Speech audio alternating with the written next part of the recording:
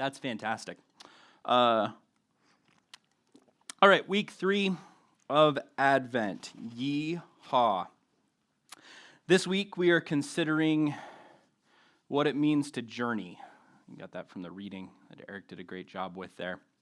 The interesting thing about that I'm realizing as we're going through Advent here is that all of these kind of different Advent themes that we've used all really line up really well with the traditional ones of hope, peace, joy, and we'll see if next week lines up still. Spoiler alert, it kind of does. So I just kind of find it interesting how the old theme also turned out to line up with the new themes that we're like, hey, those are kind of cool. Let's use those this year to get a different perspective. It's more of the same perspective, just maybe a slightly different angle. So it's kind of fun. But back when we were brainstorming for this series of sermons, I hadn't really given much thought to where I fell in the order of the sermons this year. And really, there's not a lot of ones in Advent where I'm like, that's my favorite week. And traditionally, joy might have been that, but this year, not so much. And so I realized last week when we were doing Sermon Club, oh, wait, I'm up next week. What? Journeying, joy, enjoy the journey. Oh, crap. That was my reaction. That was the edited version of my reaction. And my internal monologue was real happy, real joyful, if you will. Because what I realized immediately was, once again, God has me, I think this is probably 5 in a row, that God has me preaching to myself. I am the choir up here that I am preaching to. And I was like, well, I don't want to wrestle with that all week. That's okay, God. We can, I considered being like, Rob, I'm sick. A week early. Nope, this one's yours, big guy. No, I didn't really want it. So a little context. Normally, Logan's a really big fan of Christmas. I'm normally pretty into it. Decorations and Christmas music normally start October 31st for me. That's traditional. My brother puts up the tree on Halloween. Whether I want him to or not, he would sneak into my house and do that, and that just kind of became a thing. It was contagious. I try and schedule as much Christmas music as possible. How much can you fit into December? And can we bump it back? We'll do a pre-Advent week just so I can do Christmas songs, and we'll do a post-Advent week. How can we turn Mission Ridge into a church that does Epiphany? Has been something I've pondered for years. How do I convince Rob that we should do Epiphany? Just so I can do the music. We can sing I Saw 3 Ships for 6 weeks in a row or something like that. That sounds fun. I do crazy things because Christmas was important to me. I would drive, probably the best example. First year I wasn't going to be home for Christmas. I had to work. I was working at Macy's, and so Christmas Eve service, and then I had kind of 2 days off, but not really. And so I told everybody, I can't make it home this year. And then I was like, no, I'm going to make it home this year, and drove home in the middle of the night and snuck in and then put myself on the couch and fell asleep at 3 a.m. with a bow and said Merry Christmas. And it was pretty fantastic. I was driving home in a blizzard. Maybe dumb, but crazy things for Christmas. I like Christmas. But what I realized this year, something was kind of off. I've come to this realization. The amount of Christmas music being played in my house was way less. I got I think my playlist is 37 hours. I'm not making it through it this year. It's not happening. And when I am listening to that, I'm gravitating towards the angry Christmas music. Did you know this was a thing? Angry punk, cynical Christmas. I have a new playlist called Black Christmas Tears. It's fantastic.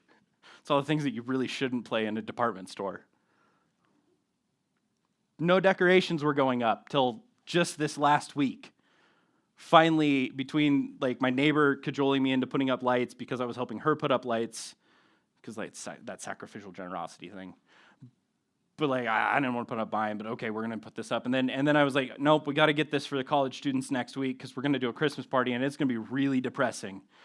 really it was more of I'm going to hear a bunch of crap from them, and I just don't want to deal with that. So we need to get a tree up, and we need to get lights on this thing stat, because I don't want to deal with that next week when we're doing a mug swap, which is superior to the white elephant exchange, just FYI. Fight me. Looking forward to going home this Christmas. I am looking forward to going home, but even that, I'm realizing something's not quite right in that.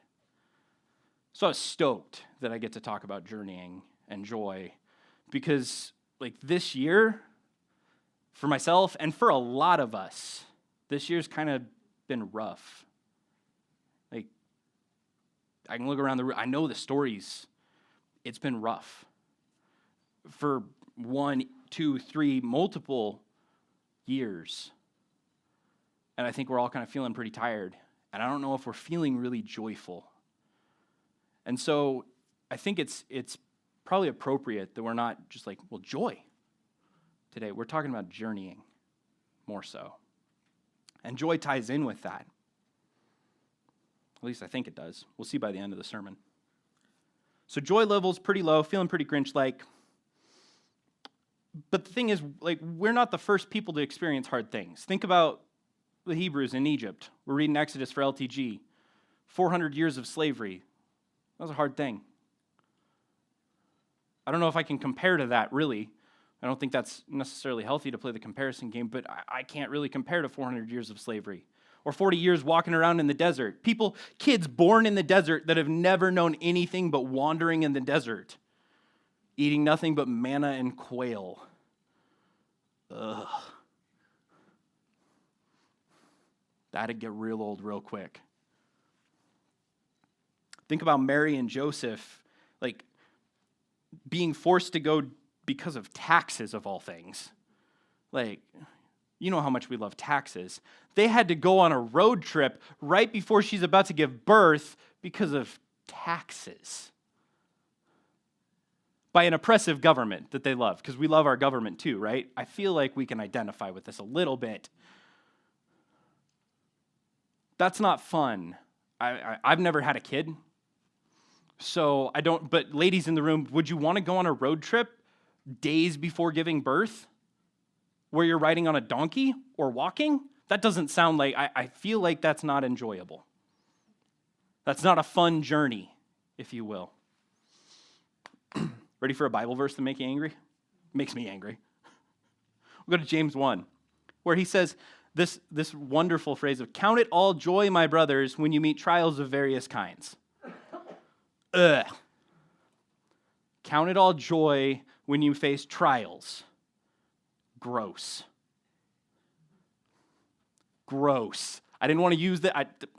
As I was working through this week, I'm I don't want to use no, I don't want to use no, stop it. No, I got to use, they're all about this. For you know that the testing of your faith produces steadfastness, and let steadfastness have its full effect, that you may be perfect and complete, lacking in nothing. So I'm supposed to count it a joy when I meet these trials of various kinds. How am I supposed to be joyful when journeying through a desert?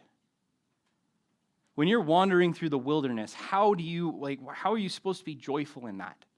And I've heard a bazillion sermons about, well, happiness is, fleeting and God, but the joy of the Lord, you have that. I don't know if that really helps a lot of times. I don't want a pillow that just says, that fixes me, right? It shouldn't be embroidered. That doesn't really, I don't know, maybe it works for some people. That does not soothe my soul. It kind of just aggravates me. Makes me want to stab it. Rip the pillow to shreds. I don't like it.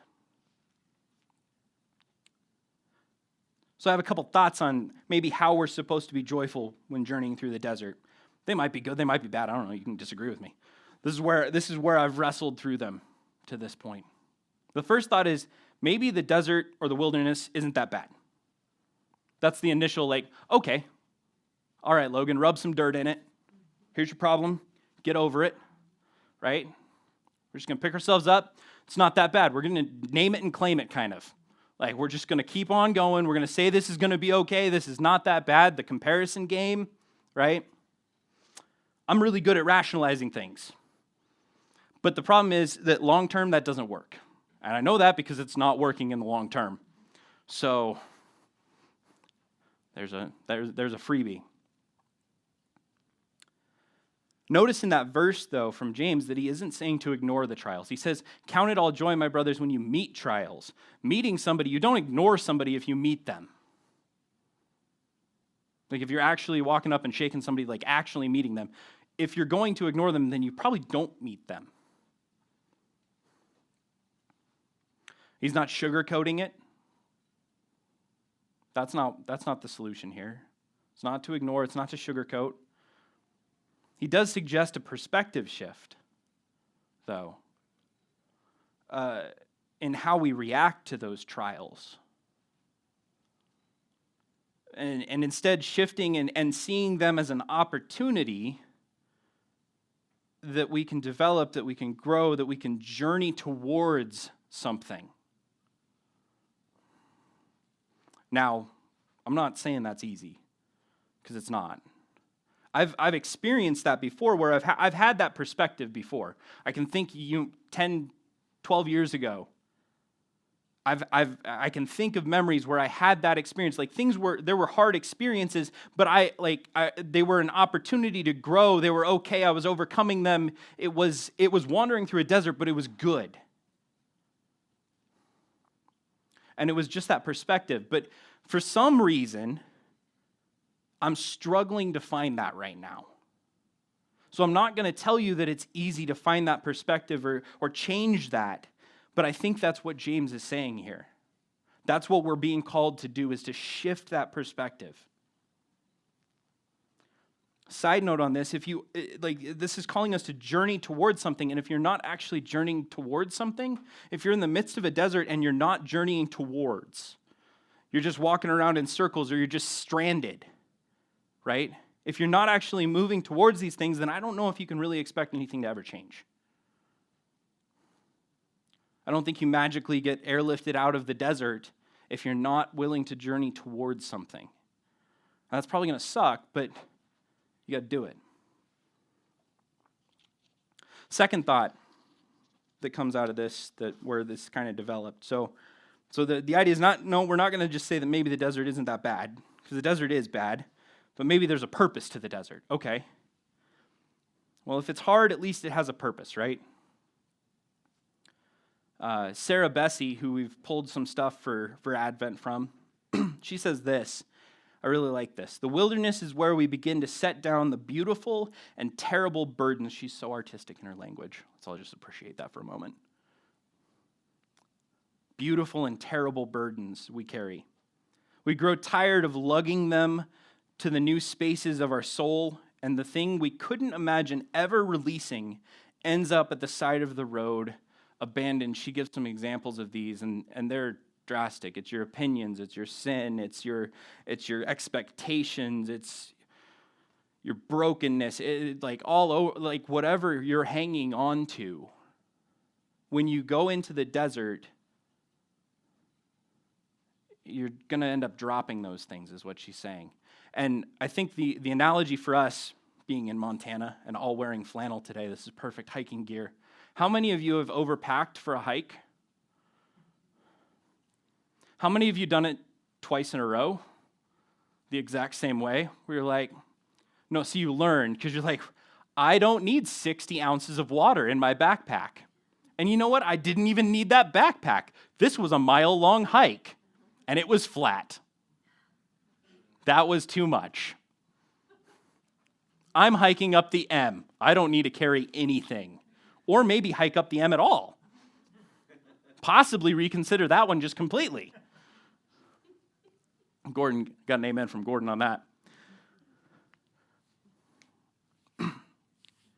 See, God uses these times where we end up in the desert to refine us. I can know it. I don't have to like it. I don't really. It's still uncomfortable. But I know it's true. Sometimes he sends us into that desert because we need it, and he's like, all right, go, desert now, refine, get that. Nope. Sometimes he does that to us. Other times we put ourselves in the desert. You know people that have done this, or you've done this. We're like, I have made my bed and I'm now going to sleep in it. And it's a desert. And sometimes I think there are some times where we just find ourselves waking up in there, and I can't explain why we end up there, and things just got really hard and they suck, and you're there. And I don't think that God necessarily put you there, but you're there, and since you're there, God's going to use that as an opportunity to refine. He's like, we're here, we're going to journey together, and we're going to grow. No matter the cause, God will use those desert times to refine you. That's what you see with the Israelites. That's what you see anytime they get sent into exile, when they're in slavery. They're learning, and they're learning that, oh, we need God, and they cry out to God. When they're in the desert, they're wandering through the desert, and they're learning to get to know who their God is. This honeymoon phase, and God's getting the Egypt out of them as they're wandering through the desert. Even with Mary and Joseph, I think as they're journeying towards Bethlehem, God is using bad situations, an oppressive ruling government. He's using them to set this up for the coming of his son. He's like, I can use that. 1 Peter says this, in this you rejoice, though now for a little while, if necessary, you have been grieved by various trials. Sound like a journey? Desert? So that the tested genuineness of your faith, more precious than gold that perishes, though it is tested by fire, may be found to result in praise and glory and honor at the revelation of Jesus Christ. Though you have not seen him, you love him. Though you do not now see him, you believe in him and rejoice with joy that is inexpressible and filled with glory, obtaining the outcome of your faith, the salvation of your souls. Here again we have this speaking of trials, and joy comes along. That pesky little correlation that I really don't like, and I've not liked all week long, as it keeps slapping me in the face with those spiritual 2x4s that I love so much. And he's using this imagery of gold, and anytime gold gets mentioned, I don't know, maybe it's just me, but I think of that like there's that refining language where you heat the gold, and the top, the dross comes, the stuff that you don't want comes to the top, and then you scrape it off, and you're left with this purifying thing. It's a crucible that they put it in. It's hot, it's intense, it's heat. It's not a pleasant, if I was gold, I feel like that would probably be an unpleasant experience if gold was sentient and could feel. Leave that one alone. Rabbit trail. This is this refining process that we see. Think about the classic hero's journey, right? We love a hero's journey. Name your favorite story, and it's probably got some form of the hero's journey in it, right? There's always this training montage, this refining section where Rocky goes off and lifts logs in Siberia or something, right? Because that's the best way to train. Or Luke has to stack rocks. I feel like he got it easier than Rocky personally. But nevertheless, or Frodo and Sam, they just have to walk a lot. Like there's this refining process of the hero's journey where they're realizing things, they're learning things, they're being shaped. And it's usually not a comfortable place.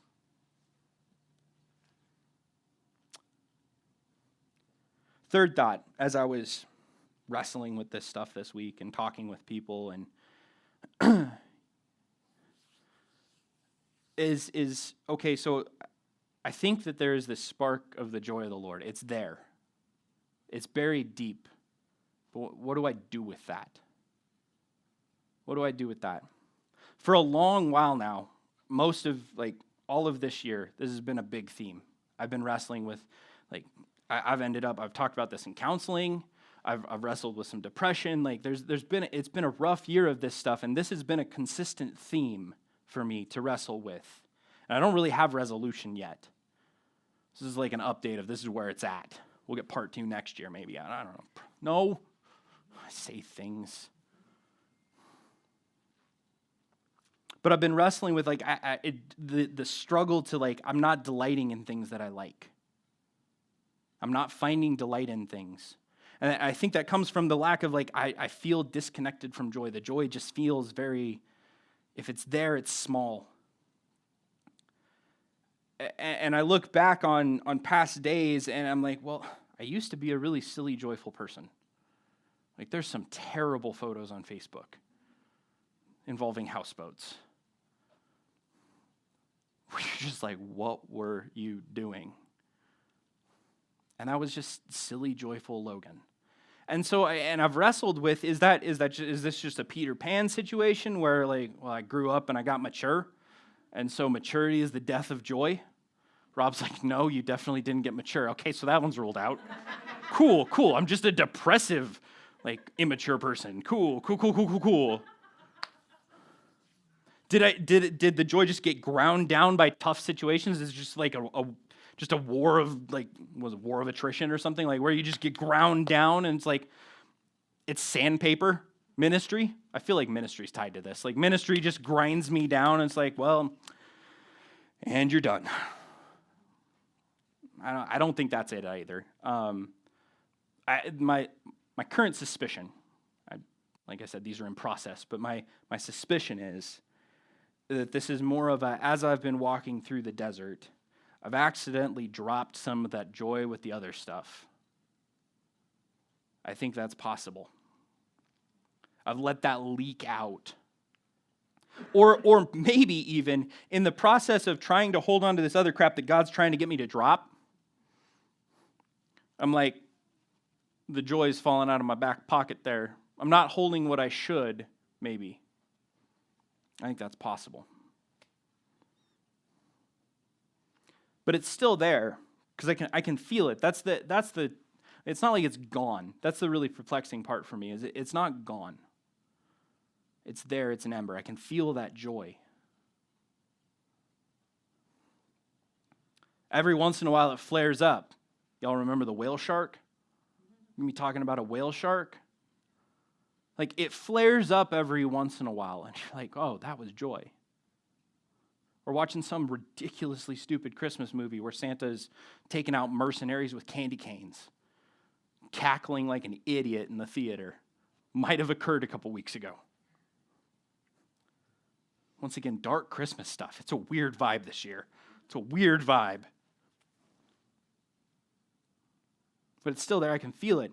And in all reality, when I've kind of processed, when I really dug into this week, and when I really think about this a lot, I think that's probably, in reality, that's what's sustaining me in ministry right now.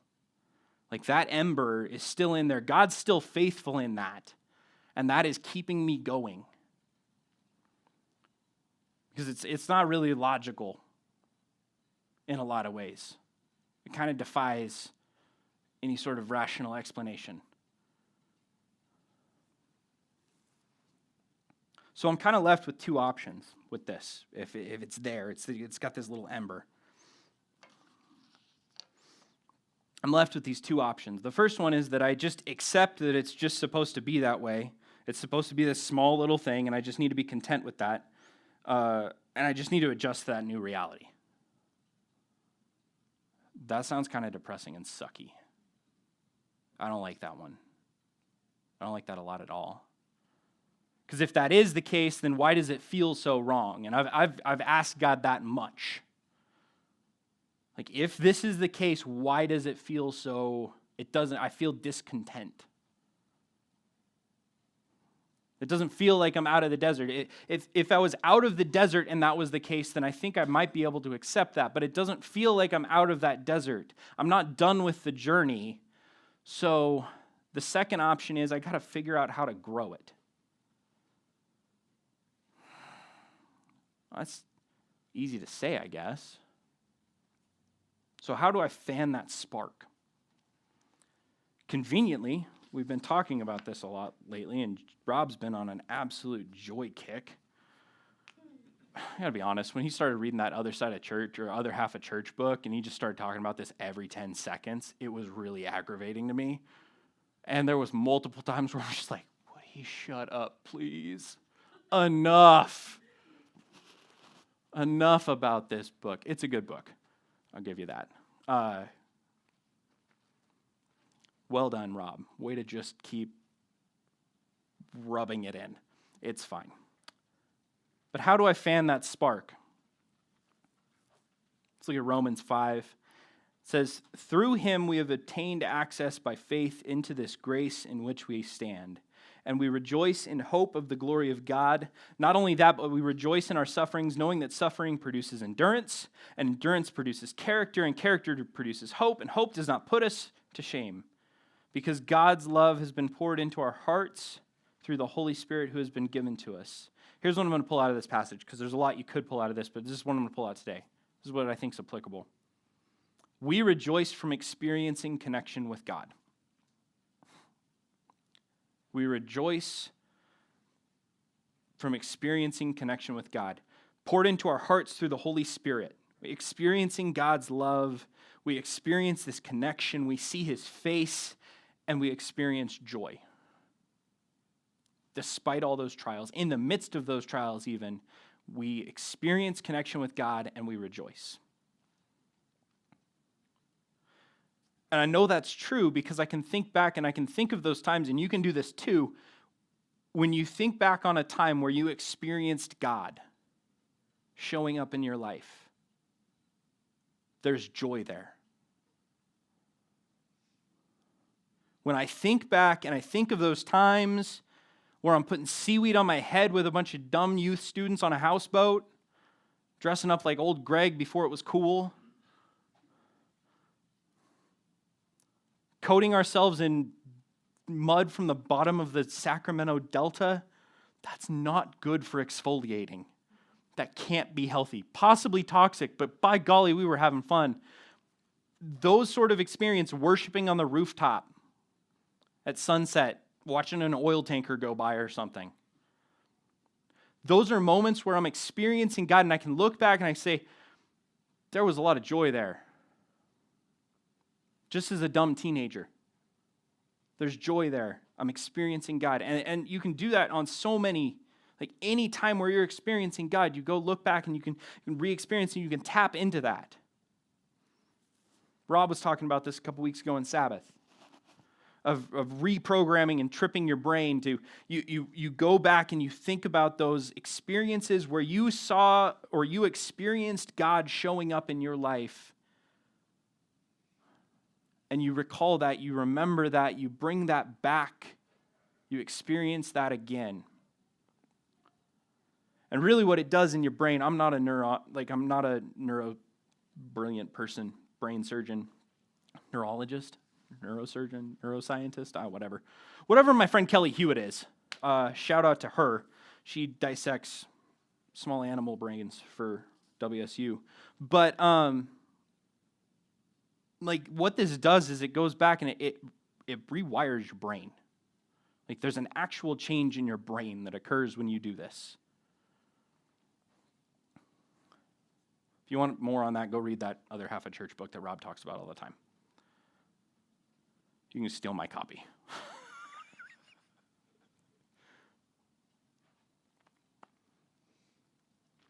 Another fun fact, this is part of why we worship. So when we sing songs, we use all the artistic things. We use pictures, graphics, et cetera, all of the artistic stuff that people are like, oh, that's just artsy-fartsy. When we utilize that stuff, it taps into emotion, like me just talking to you does not do. It taps into emotions. It hits the feelers, some more than others, but it hits those feelers. And what that does is and then you pair that with the fact that we're talking about who God is and what he's done. And we're synthesizing, we're creating that experience where we can feel and experience God and remember and look back. And we're kind of creating we're kind of synthesizing this joy experience. This is part of why we worship together.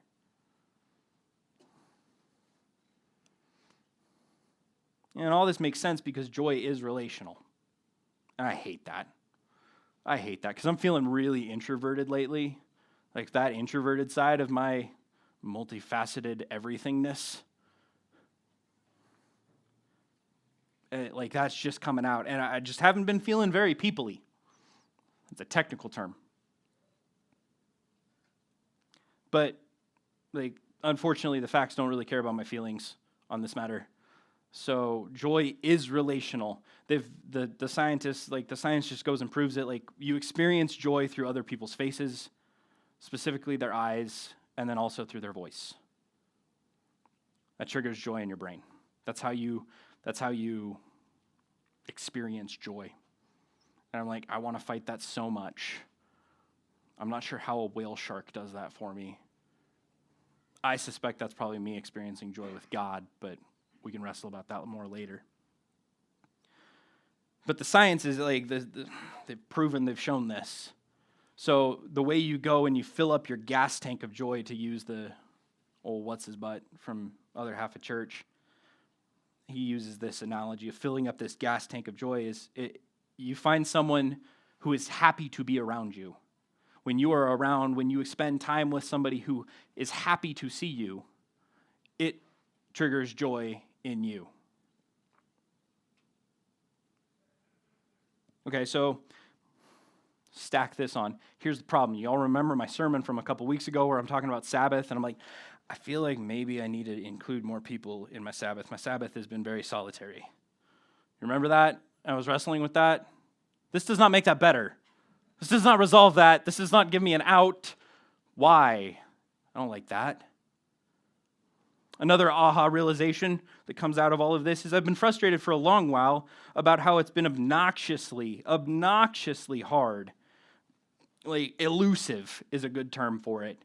To build a close friend group like I've had in the past. I look back on past days in Moscow, Pullman, back in high school, at CSI. I've had close-knit friend groups. And here in Missoula, for whatever reason, I don't understand why, that has been elusive. That has been really hard to build that same sort of thing, to experience that here.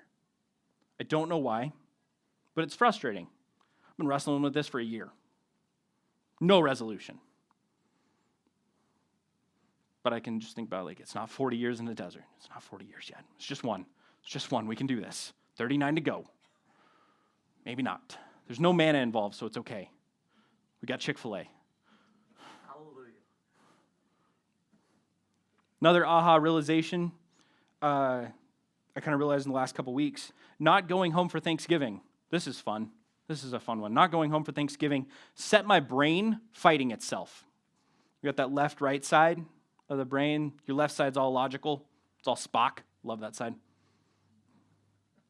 Real consistent over there. And you got the other side. You got the right side of the brain. I don't know what's going on over there. Feelings or something. Joy, hypothetically. So not going home for Thanksgiving, it was the rational, it was the logical, it was the right choice to not do that, right, for me. And my left side was very okay. Logical Logan was very okay with that. Good call.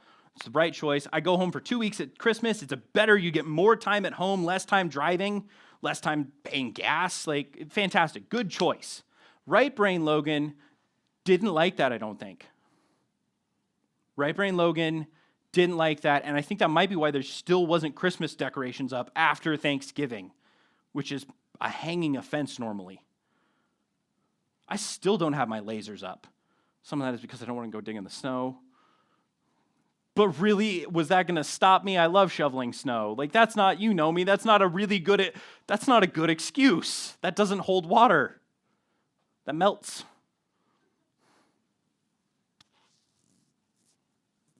That's the thing.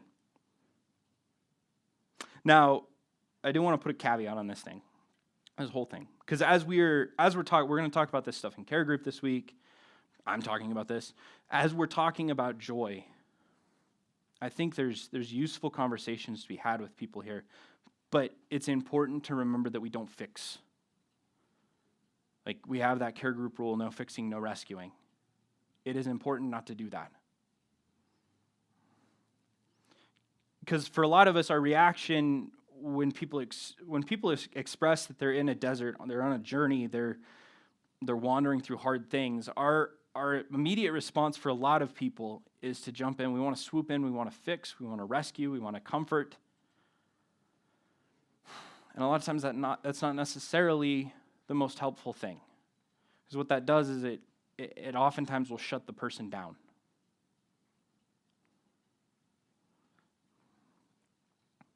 So it's important that as we are having these conversations this week, we don't do that. The most helpful conversation I had this week, actually, this is a good example of this. Was with a buddy of mine. We were having lunch, trying out some the Mexican moose, by the way. Fantastic tacos in there. Sketchy, but makes it good. So we're in there and we're having lunch. We're just talking, and I'm talking about this because I'm preaching about it, and so therefore I'm experiencing it all week and can't get it off my brain. So I'm just telling them about this, and I'm talking about that ember bit of like, it's small and I'm discontent, and if I'm discontent with that, well then why is that the case? And this why concept, and I'm expressing this to him, and his response basically was, I totally understand that. That was it. There was no fixing. There was no resolution. It was a little frustrating. I was like, well, would you fix this? Like, I want him to, but really I didn't want, like, it was, and I can't tell you why that was so good. I can just tell you that was really good to experience that. Moral of the story is, as you're listening to people talk about this stuff this week, LTG, care group, whatever, don't fix or rescue this. The invitation is to join them in it, but not try to, like, you can't push them, you can't, like, you have to be down there in it with them. That's fair. That's good. You need to find out from them where they need you. The last thing about this is that God isn't stagnant in all of this. I think that's the important thing to remember here. As we are on a journey, we are not the only one moving. Sarah Bessie here again. She says this: the Christmas story is God's journey towards us, towards humanity, towards the cross, towards resurrection, towards redemption, towards renewal. She likes her R words. Towards the reconciliation of all things, towards you. This is the story of Christmas. God is moving towards these things. This is the coming Messiah. God is putting the things in place. And when we think about God, God is a person, like this is part of who he is. Like, think of the prodigal son, that parable, right? The son's coming down the road, and the father, God, comes running out to meet him. Like, both of them are moving. This one's on a journey, and it's a desert. It kind of sucks, if you remember that parable. God comes out. You're not the only one moving. So you might be like me and find yourself in the midst of a rough journey through the proverbial wilderness. We can take comfort and maybe we can even find some joy in knowing that God is moving. Habakkuk, which is the coolest Bible book name to say, 3 says this: though the fig tree should not blossom, nor fruit be on the vines, the produce of the olive fails, and the fields yield no food, the flock be cut off from the fold, and there be no herd in the stalls. This is a really depressing scenario. This is all really kind of sucky. And the previous part of this chapter, also not good. And then at the very end, he finishes with this. He says, yet I will rejoice in the Lord. I will take joy in the God of my salvation. None of that got resolved. But because God's there, because God's moving, because he knows that, he finds joy in that. He journeys through the mess with joy.